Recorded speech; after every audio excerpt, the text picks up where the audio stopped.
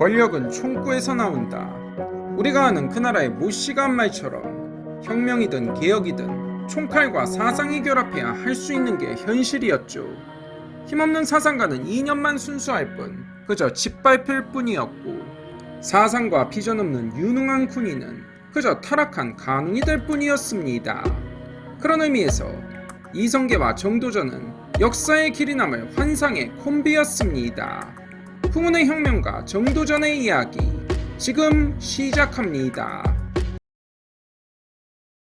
정도전의 탄생 연도는 논란이 있으나 1396년 명나라에 보낸 표문에 따르면 55세로 기록되어 있으니 1342년으로 추정이 됩니다. 그의 집안은 경상도 봉화의 향리로 아버지 정운경은 나름 공민왕의 총애를 받아 형부상서에 올랐고, 이색의 아버지 이곡과 친교가 깊어 어린 도전은 이색의 문화로 들어가 공부하고 나름 탄탄한 인맥을 만들지만, 정도전의 외조모가 우연부 집안의 노비 출신 서출이라 과거급제후 한동안 발령을 못 받고, 그로 인해 고려 상층부와 우연부 가문에 원한을 가지게 되었다고 합니다. 그러나 발령 뒤 충주사록 성균 박사를 거쳐 신돈을 주살한 뒤 종묘에 구하는 제사를 맡고 종사품 전이불영에 오르는 등 공민왕 시절 나름 총애받으며 괜찮은 승진 코스를 거칩니다. 그러나 그놈의 성질머리가 문제였으니 국원과의 수교를 넣고 이인임일파에 맞서기 시작하자 이인임은 사대부들의 항의를 무시라도 하듯 가장 눈에 띄게 반항하는 정도전에게 후건사신 접대를 명하니, 빡친 도전은 내게 접대를 맡기면 후건사신 모가지를 날려버리겠다며 문화시중 경복궁에 기어들고 대노한 재상들이 도전을 유배 보내니 10여 년에 걸친 방랑의 시작이었습니다. 전라도 나주 회진현의 거평부국으로 쫓겨난 정도전. 그러나 이 시절은 그의 일생에서 가장 중요하고 뜻깊은 시간이었죠. 절친한 친구들과 연락이 끊기고 멀어지던 때에 마을 주민들의 정과 선의는 큰 위로가 되었고, 이들을 통해 민중의 삶과 애환을 이해하게 됩니다.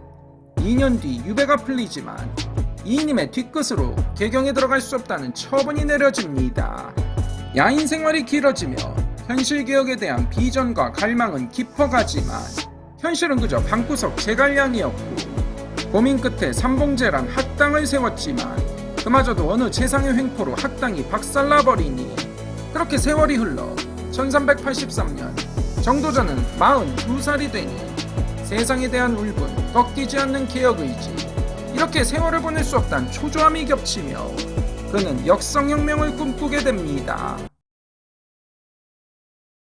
1383년 함주막사를 스스로 찾아간 정도전은 최영과 쌍벽을 이루던 무장 이성계를 찾아가 그의 야심을 떠보고 서로 통한 두 사람은 손을 잡게 되니, 이성계의 책사가 된 정도전은 전이불영으로 정계에 복귀를 합니다. 1388년 미화도 회군 뒤엔 밀직부사 등의 요직을 거치며 점차 조정의 중심부에 들어가고 이성계와 더불어 개혁과 역성혁명에 박차를 가하게 됩니다. 토지개혁으로 민심을 얻고 가능한 피를 적게 보며 혁명을 완수한다는 전략은 토지 국유화 뒤 농민에게 분배하는 계민수준에서 후퇴한 과전법으로 아쉽게 끝나고, 정몽주 등 고려 구신들의 저항으로 적지 않게 피를 보지만 사실 역사상 100% 완벽한 무혈혁명과 개혁이 거의 없단 점을 감안하면 그런대로 성공적이었죠. 결국 1392년 7월 이성계는 조선을 개국합니다. 제왕조 창업 뒤 정도전의 활약은 그야말로 눈부십니다. 은하시랑 찬성사, 판삼사사, 판이응 삼군부사를 겸해 정치, 재정, 군사를 책임지며 엄청난 경무에 시달리지만 그와 동시에 조선경국전 경제통감, 불시잡변 등 왕성한 저술활동에다 정총과 고려사를 편찬하고 진법을 창안해 군사훈련을 거듭하는 등 유교국가 조선의 문물제도를 정비하고 부국강병에 박차를 가합니다. 1395년에 한양천도를 성공적으로 주도해 경복궁과 여러 전각의 이름을 짓기까지 하니, 이런 정도전을 태조 이성계는 깊이 신뢰하지만 이런 정도전의 활약과 권력 집중을 일부 개국공신과 종친들은 시기하기 시작했고, 정도전의 과감함과 직설적인 성격, 재상주도의 총재정치 사상은 많은 이들의 반감을 사 반대파를 양산하기 시작했죠. 다들 알다시피 반대파의 수장은 바로 그 유명한 이방원이었습니다. 개국에 큰 공을 세운 자신을 세자로 밀어주지 않고 수수방관하며 이성계의 뜻을 따른 데다 개국 공신에서 소외되고 그나마 남은 사병지휘권은 진법훈련으로 통제를 받는 데다 재상 중심의 총재 정치에 대한 반감까지 겹쳐 정적으로 돌변하게 됩니다.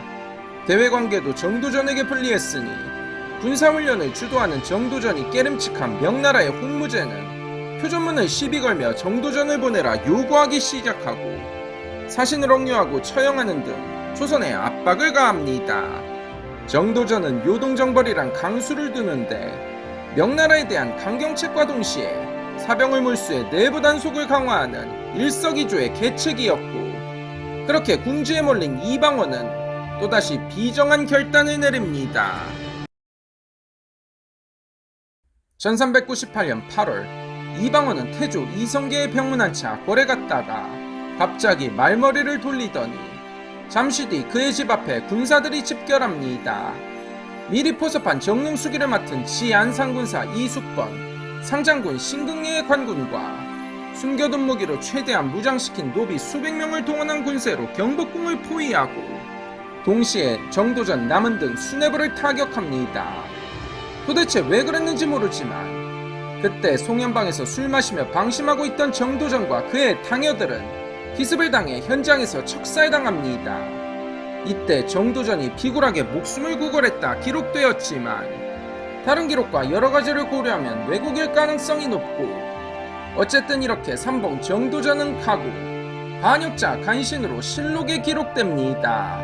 정도전은 스스로 인정했듯 인화력이 부족했고 다소 강팍하고 거침없는 성품으로 주변과 마찰이 끊이지 않은 데다 충효를 으뜸으로 삼는 유교국가 조선에서 임금을 폐위하고 역성혁명을 주도한 정도전은 역설적으로 깨름칙한 인물이었으니 역적으로 단죄된 뒤 500년 내내 폄하당하고 반대급부로 정몽주는 500년 내내 숭상을 받으니 이래저래 양립할 수 없는 두 사람이었죠. 그러나 세월이 흘러 왕조시대가 끝나며 진정한 민본의 나라가 세워지자 시대를 앞선 사상가, 혁명가, 개혁가로 화려하게 부활해 정몽주와 더불어 위대한 정치가로 오늘날 기억됩니다. 500년 역사를 설계한 풍운의 혁명가 정도전의 일생이었습니다. 이만 마치겠습니다. 시청해주셔서 감사합니다.